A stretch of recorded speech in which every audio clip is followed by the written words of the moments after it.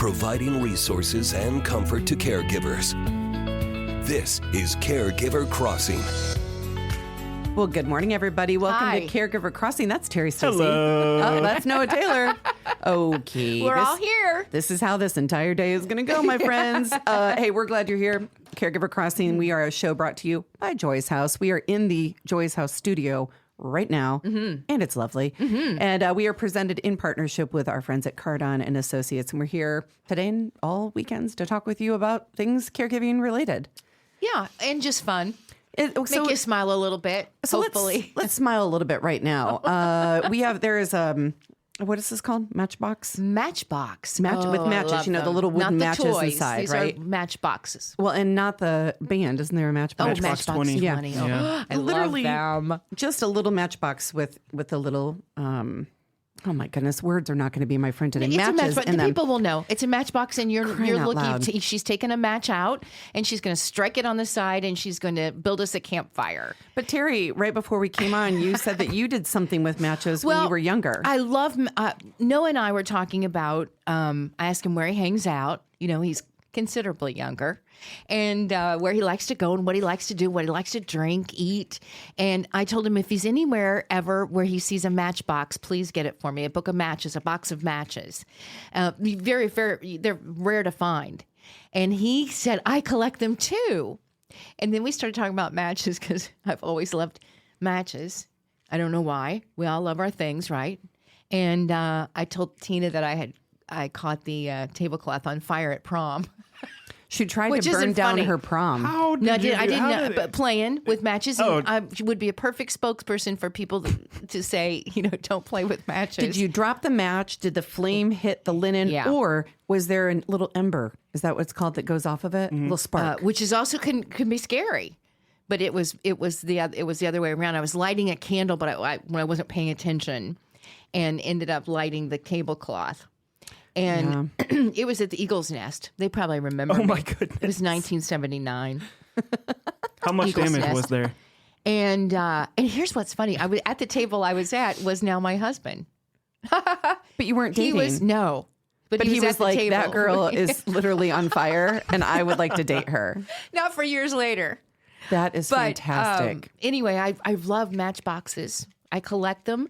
I even have them handed down to me from generations. I In a love big that. bowl, in a big bowl. Fish Okay, that's bowl. beautiful. I looked at buying some that would have our name on them and maybe like a little Bible verse or something to give out when people came to our Oh, house. yeah. Yeah, that's Yes, such a cool idea. Very expensive. Really? Oh, is it an expensive So like idea? custom make Yeah. a net. Yeah. So if that anybody's makes in the sense. business, let us know. Yeah, I think let it's us cheap know. to We'd put them love on to get some. M&Ms. You could put it on M&Ms. I didn't. It's gonna very eat them. small. And even in some different. countries, they could put the whole thing on rice. Yeah.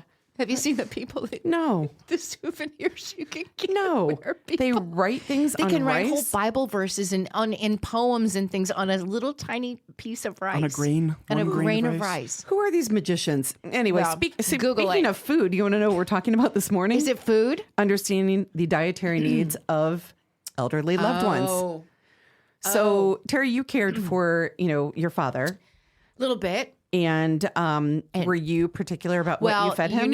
what you're trying to tell, what she's trying to get out of me is there were points, and I laugh at this, and I think he's probably laughing in heaven when my sister and I would just put anything we could in his mouth and then move his mouth to try to get him to eat it. But we wanted him to get some substance, and it was wrong. I mean, it was sometimes if it was put, I'm not like a bologna sandwich or anything. I'm talking about like pudding. Okay, Or okay. Jello, or something that was liquid, or anything liquid that I could get. I there. will say, be careful with that because somebody could Absolutely. aspirate, right? Absolutely. So if they're It having was an issue, we didn't do it about maybe 3 times. it reminds me of my grandma when she used to put whiskey on our lips when we wouldn't sleep well at night. What does that do? Can we What get are you into any talking danger? about? Are we making? I mean, my grandmother's passed away. You can't catch her. She's not going to jail. But she would put whiskey on your lips. Well, like if you were teething, she put whiskey on your teeth. I have or heard if of you weren't that. sleeping, I feel like- maybe a little. Yeah. Okay. So anyway, not. Okay, Noah, what's yeah, on this anyway. list? I feel like this is a lawsuit waiting to happen. Yes, Don't do yeah, that we've either, got by some the really way. and important please, somebody stuff. watch the time because I stopped I got watching. it. I got you. Okay. We have no time left. Let's talk about why seniors do have different nutrition needs. They for do. crying out loud. I mean, A lot of different nutrition needs. Are you talking about 55 and older? Are you talking 65 and older? all the 75 things. and older? 55 and older. Let's go with that. 55 and older. I mean, really, everybody just has different needs, right? But Right. as we get older, our bodies are changing and we need certain things. I mean, calcium always gets me, by the way. That's an interesting one. I know it's on the list, but For your bones. well, it's Right. like drink the milk, have the calcium. Don't drink the cow's milk. Drink the almond milk. You can't digest the oat milk. I mean, like, I don't know. Anyway, Yeah, what are we supposed to No. drink? nothing. Bone broth. Terry was really into bone I broth do for a love while. broth. That's good I have for you. heard that's For a really while. good for gut health. It is all of it. So, you know, High you in need more sodium. calcium and fiber and vitamin D and the B12 for the bone health. But the reality is a lot of that you can get by eating the right foods and getting out into sunshine. But It is hard, though. I think, we found the stat that up to 25% of seniors experience malnutrition due to their appetite is reduced, difficulty preparing meals, or maybe they do have a life-altering diagnosis. access to food, I would throw in there I too would throw for that a in lot of there our also. aging adults. Yeah. And so, what are some of the grocery shopping tips we have for people? Anybody have that? I'm going to say buy store brand instead of name brand. I personally really love Aldi. I know they have I some love Aldi's pretty too. cost-effective groceries, and their layout is incredible. And It's if so you're easy to get buying through the for store. a loved one, I mean, you really have to be a label reader. Really read those labels. And things are words are if you're looking for salt, it could be under all different words, and same with sugars. And you have to really be a label reader, I think, as you get older, for your own self too. I agree. And long words are hard, right? And Long words are hard. If you don't know what that word is, then it may not be good. but they always say trying to do 15 words or less on your ingredients, which that's hard to do. That is real hard. I mean, go grocery delivery, have it delivered, or do Yeah. a pickup. I love a good pickup. Aldi's does a pickup too. I Just a do. little That's shout what I out do. for our friends Yeah. at Aldi's. And then try and choose like long-lasting produce. You've got apples and carrots and potatoes and things like that. We all know you buy a little cucumber, you put it in the refrigerator, the next day it's mushy. Debbie's green bags, I will highly recommend. I don't know what that Debbie's means. but I'm green writing bag. it What's down. Debbie's green bag? Check out Debbie's green bags. They've been around Oh, a yeah. long time, Yes. and they will really, truly, honestly help your foods to last longer. put your fruits and your produce in it. vegetables and bread and all different things. Yeah. And don't forget about coupons, you guys. I Oh, think, nowadays absolutely. I am not a very good coupon person, but do not forget about your coupons. No, So, or your memberships. Or know, your AARP for at your restaurants. points. Oh yes, absolutely. Oh, that's so good. put these on the high list. five me. Thank you.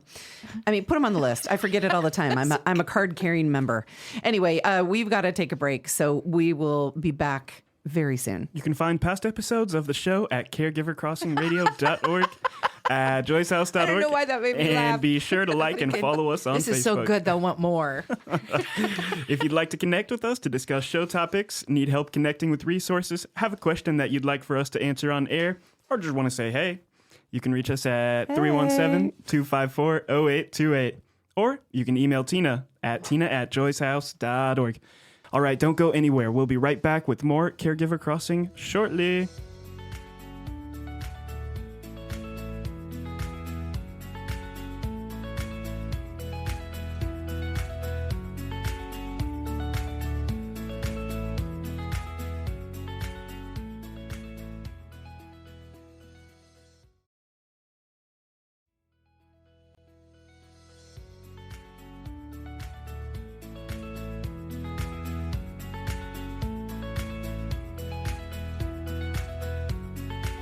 We are back on Caregiver Crossing. We're your hosts, Tina McIntosh and Terry Stacy. Hi. And then Noah Taylor, of course, is here as our incredible producer. So, Noah, thank you for everything you do.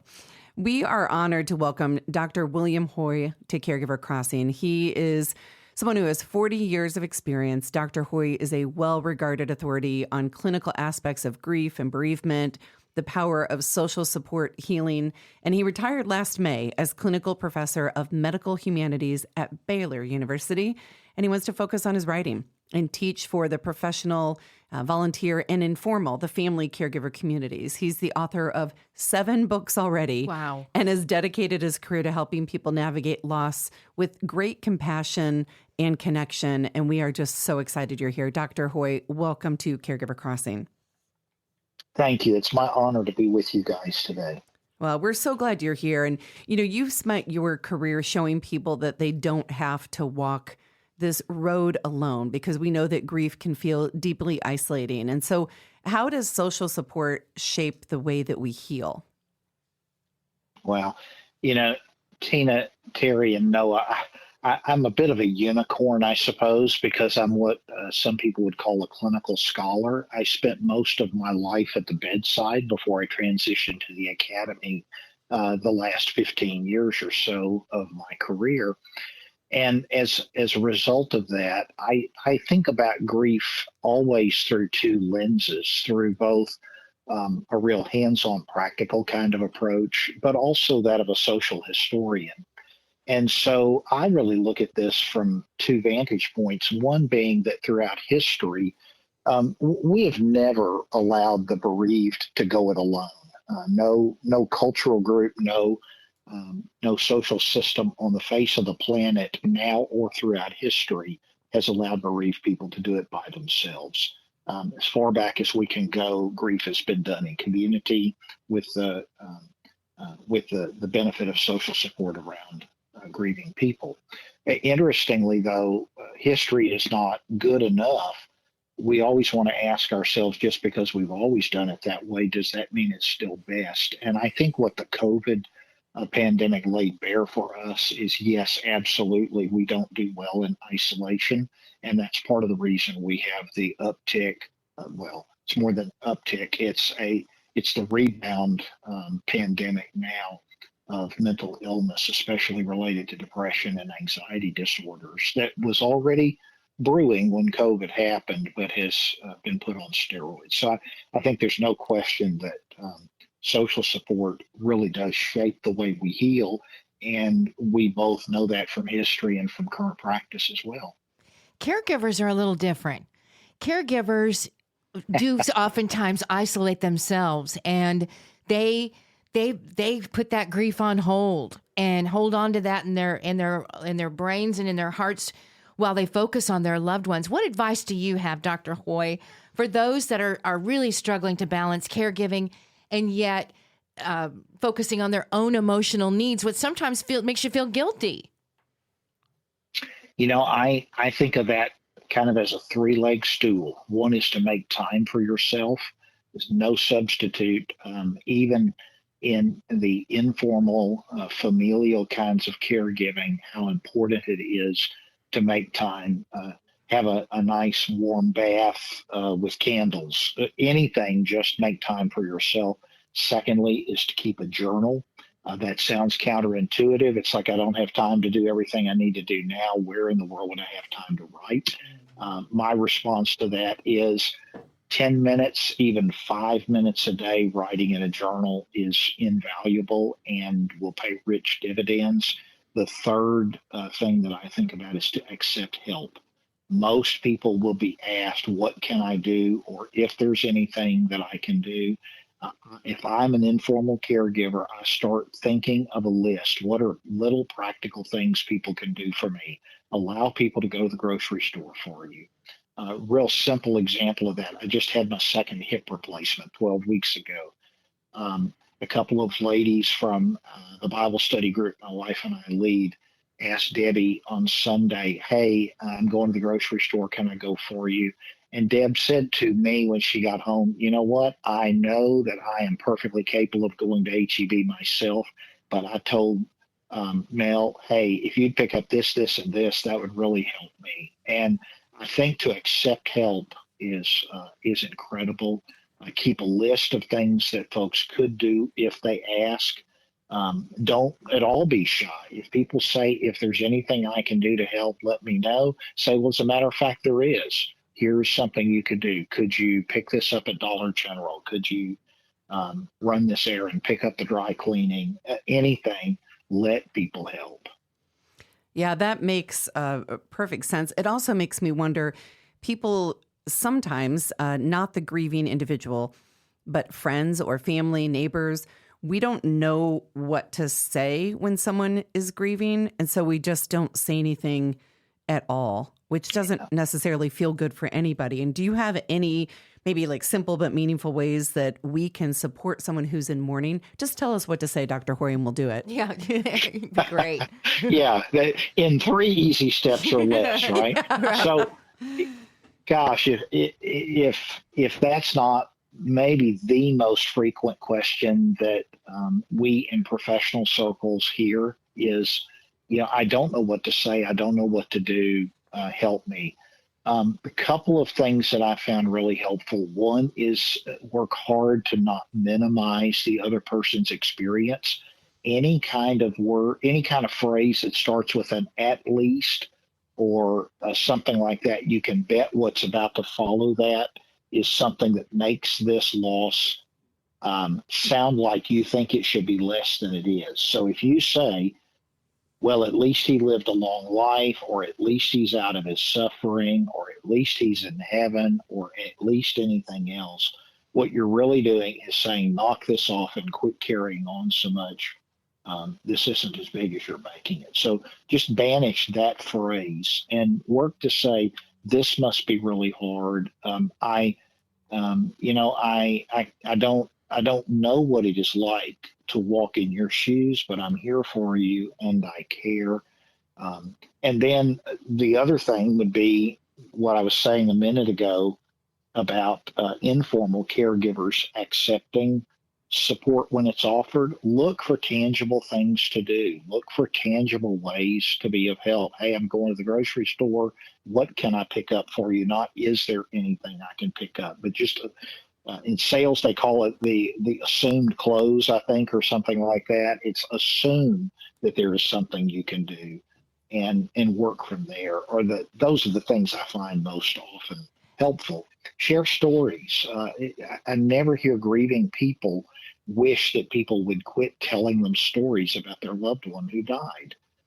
It's like our greatest fear is that our loved one will be forgotten. So when you 6 months later say, gosh, I had this moment that I was missing Sue, especially because she and I always went to this restaurant. It's the first time I've been back there. And Bob, I want you to know I was thinking about her today and thought about you. That's so beneficial, just very helpful. Wow. All right, Dr. Hoy, we are so glad that you've got time with us today. Dr. William Hoy, we're going to need to take a break. Do you have time to stick around? We've got more questions to come. Do you think you've got some time? Sure. Be happy to hang out with you. Oh, okay. Yeah, because I want to talk about funerals. Well, yeah, and there's an event, I believe, that's coming up. There is an event. We want to talk about the event. We also want to talk about funerals because that is, in today's day and age. Well, we'll talk about it when we come back from the break. We will. All right. Hang on for us a minute, Dr. Hoy. We'll be right back. You are listening to Caregiver Crossing, a show designed for family caregivers and the people who love them. Caregiver Crossing is brought to you as a service of Joyce House in partnership with Cardon & Associates. With locations in Broad Ripple and near the University of Indianapolis campus, Joyce House provides exceptional day services for individuals living with a life-altering diagnosis and compassionate support for family caregivers throughout the community. At Joyce House, we believe that everyone deserves to live their best life, regardless of their abilities. Learn more about our adult day and caregiver support services by calling us at 317-254-0828 or visit joycehouse.org today. All right, stick around. We'll be right back with more Caregiver Crossing right after the break.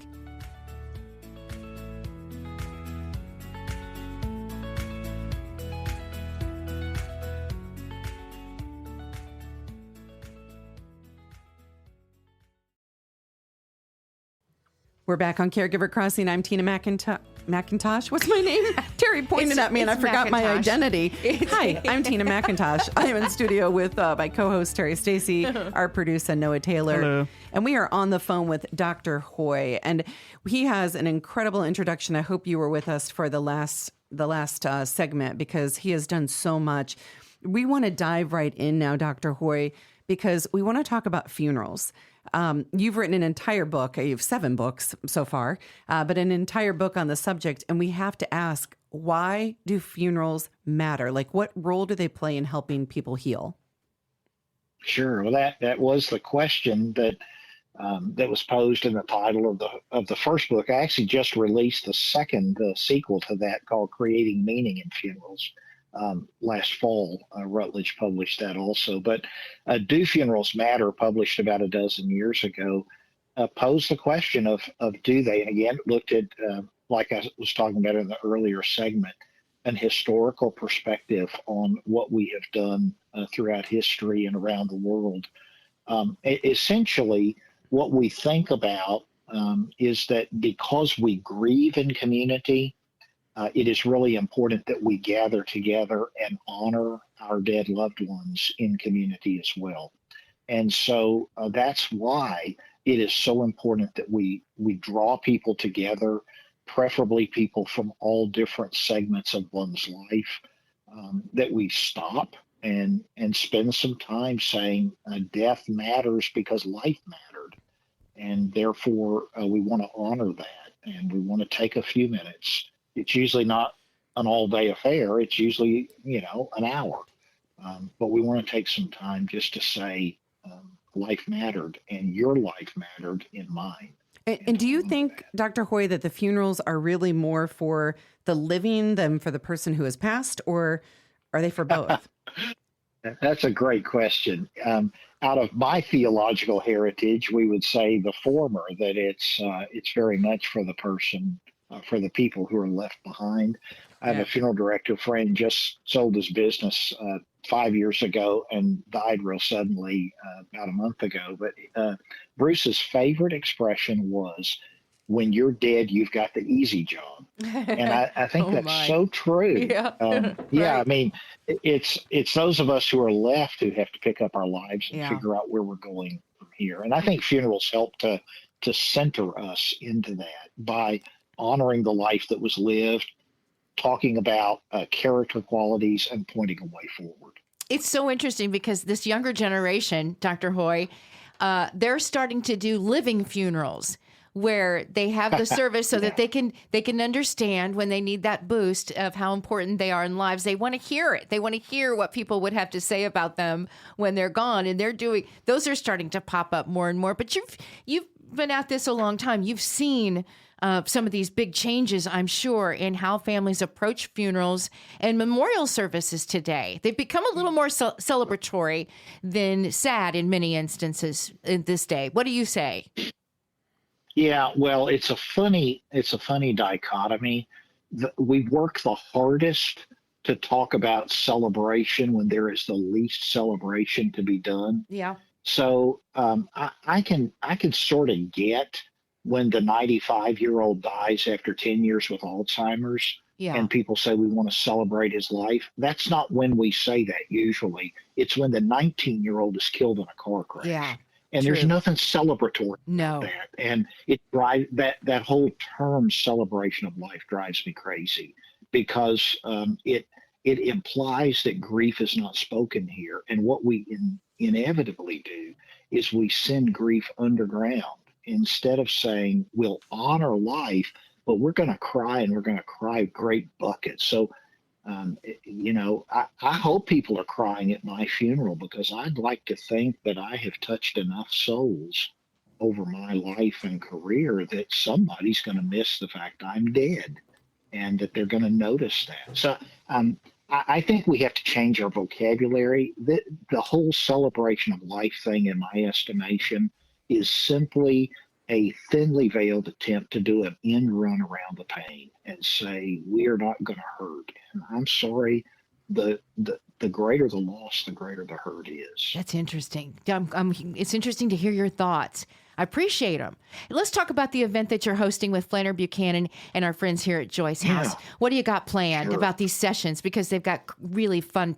Well, I think Mama, She You're said Crazy, dealing with polarized family is certainly an intriguing title, I will say. But tell us about what's going to be happening during these sessions.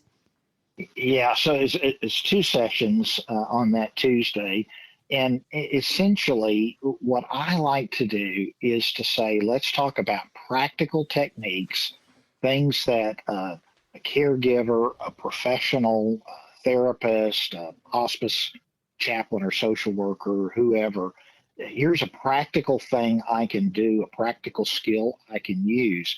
But I want those practical skills always founded upon good scientific evidence. Bereavement is not just whatever you want it to be. We have a robust scientific empirical evidence that tells us how grief works and where it goes bad, and what factors typically send it into the bad lands. And so I always want to do both of those things. So it won't be a heady intellectual discussion. It will be very practical with lots of cases, lots of examples, and that sort of thing. The two topics, the mourning, Mama They're Crazy, you might recognize that comes from a song that the Judds, a country song the Judds recorded back in the early 1980s. Yes. They had a whole different meaning for it, but I like it because, man, we used to say when I was taking care of hospice patients in Southern California, we talked about the daughter from Indiana or the daughter from Florida or the daughter from Ohio or wherever who, came into town. And every family's got crazy. If you can't find it, then look in the mirror because it's you. And so the idea is that I feel like that just hurt my feelings a little. A lot of families are pretty polarized. Right. And folks are not always getting along. And so this is going to be a real practical kind of how do we make sense of that? The afternoon session, we're going to talk about the fact that there's a lot of push in our society toward recovery from grief. I don't use the word recovery. I use the word enfold this loss into the rest of my life. Talk about integrating the loss or adapting to the loss. We don't get over it. We don't put it behind us. We don't move on. We simply enfold this loss into the rest of our lives, and that's a lifetime process. So we're going to talk about kind of how families, how individuals deal with the subtle and sometimes not so subtle pressure from well-meaning friends and families about, well, you ought to be better than this by now. What's wrong with you? You are hearing the voice of Dr. Hoy. He is so many things. He is a friend of Flanner Buchanan and of Joy's House. We cannot wait to have you come in and be with us here on the 10th of this month. And if you want to join, if you are you're hearing him and you're like, I need more of him. He's got his books. You can find him, on social media, online. Like, he is so very popular because he's so very real and wonderful. And so you can also find him on our website.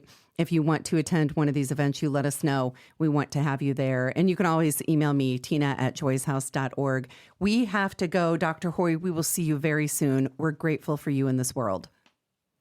Thanks for letting me be with you today. Thank you, Dr. Hoy. You're listening to Caregiver Crossing, a show designed for family caregivers and the people who love them. Caregiver Crossing is brought to you weekly by Joy's House in partnership with Cardon & Associates. We're here every week to bring you support, education, and hopefully a good laugh. All right, don't go anywhere. We'll be right back with more Caregiver Crossing right after the break.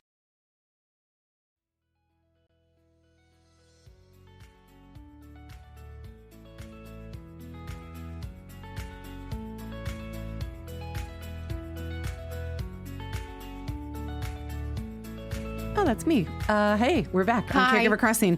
Tina McIntosh, Terry Stacy, Noah Taylor. Hello. Hey.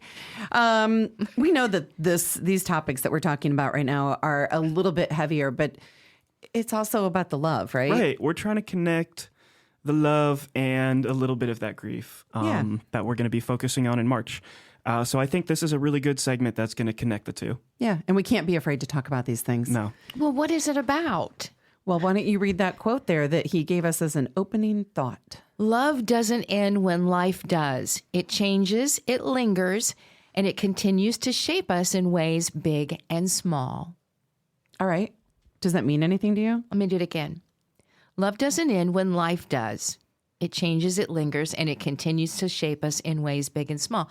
Yes, it does. All right. What? It means that even after somebody you love with all your heart is gone to heaven, then your love for that person doesn't end. It just changes into a different kind of love about the memories and such. Does it make you sad? No. Does it make me sad? No. I feel like you have a feeling bubble around you right now. I guess it does make you a little sad because the person that you love so much is gone, that their presence isn't there anymore. Their body isn't there with you anymore. Yeah. Maybe that's the part that makes me feel a little sad about it. But I'm trying to. how do you think? What do you think about that? Well, this is the first time I've ever thought about this. I know. Have I ever lost somebody that I didn't think I could live without? Oh, now that's a great question. And I think my answer is no. The people that I've lost, I've accepted their death because I know I can live without them, or I know they're no longer in pain, or, it's like, That's right. It's my biological dad, Yes. or it's my grandmother's, or it's, grandfather's. Yeah. It's my father-in-law. I'm very, blessed and fortunate, and like ask God for protection. It kind of turns to gratitude for the time that you had Yeah. with these Yes. people that you love so much, and memories. What is that quote? It's like, don't be sad because they're gone.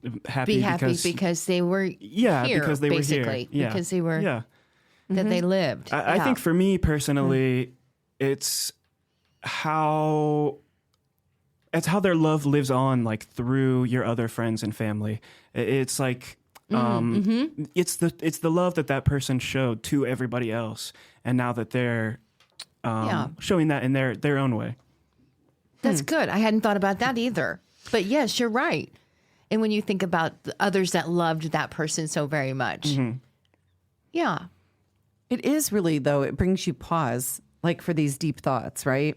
Yeah. Just talking about it. I love, Noah, you had written down in some preliminary notes that grief is not just about the loss. It's also about holding on to love in a new way. I don't know where you got that. Did you make it up?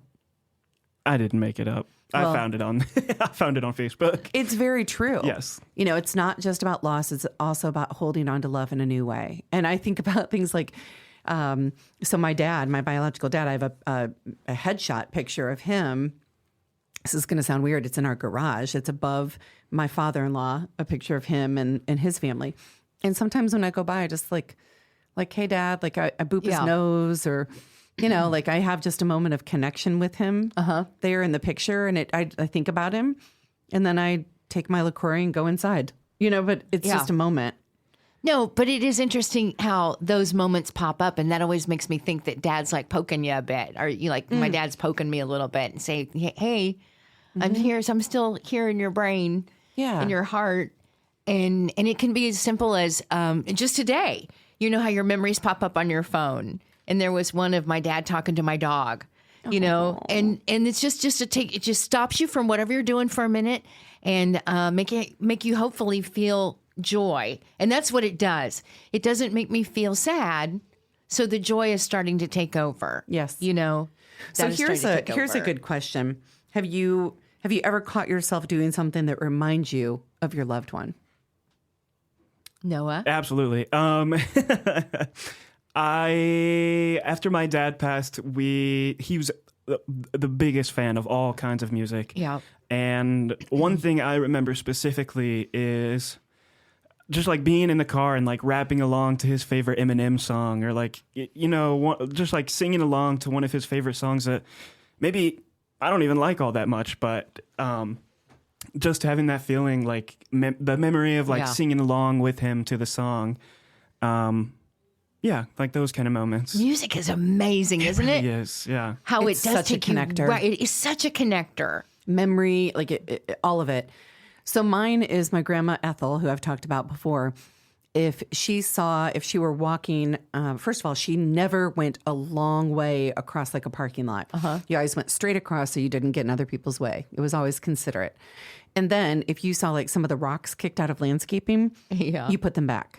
Oh, I love that. And I do it all the time now. Right, I will that's go somebody's out of my hard way to work. put it back. Yeah. Oh I love my that. gosh, that's so great. And then I'm not like bending over and like, having a moment with a rock, like naming it. I literally just kick Kick it it out of the back way. in. Yeah. But I think about her all the time. She was very considerate No, in my memory. wonderful. In your memory. Right? Yeah. You? Anything come to mind? It's almost like she really wasn't considered. I don't know if outside everybody else memory. feels that way, but in What's my everyone memory, else's memory? Yeah. It's so funny that you had to clarify that in my memory. well, I think it made me think of, we talked a couple weeks It's ago so about funny. Grandmother's Day, and I was talking Yeah. about how, if you talk to different children in her family, their memory of her is different. I guarantee my kids are going to have that same therapy session one day, So we have a great closing thought on this, and then we've got to let you go for this week. We'll be back next week. But if you're grieving, we want you to remember this: that love does not have an expiration date. It finds new ways to exist in our hearts and in the world around us. And so you're not alone, and we're glad you're here. And if you need to shed a tear and then move on to something else today, we support you in that. And if you have a giggle about something with your, about your loved one who was once here, we think that's great too. So just be with your feelings. Okay. So if you want to contact us, email me at tina@joyshouse.org. You can always call us at Joy's House at 317-254-0828. Anything else before we have to leave for the day? Until next time, take good care of each other.